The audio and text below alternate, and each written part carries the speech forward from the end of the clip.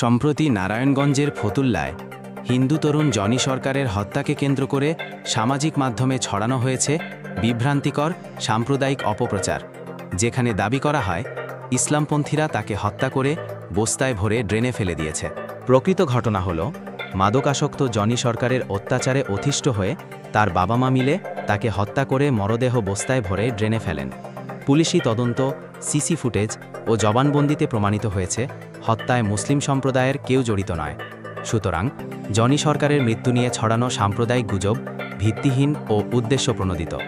অপরদিকে আওয়ামী সমর্থিত কিছু ফেসবুক, এক্স অ্যাকাউন্ট থেকে দাবি করা হয়েছে মুক্তিযোদ্ধাদের সম্মান না দেওয়ায় ডক্টর মোহাম্মদ ইউনূসের ওপর ফিনল্যান্ড সরকার নিষেধাজ্ঞা দিয়েছে। পোস্টে দেখানো হয়েছে ভুয়া প্রেসিডেন্টের নাম, ভুয়া সংবিধানের ধারা আর একেবারে ভিন্ন দুই দেশের পুরনো ছবি।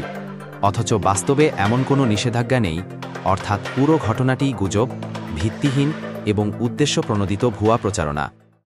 সঠিক তথ্য যাচাই করুন, গুজব সম্পর্কে সতর্ক থাকুন।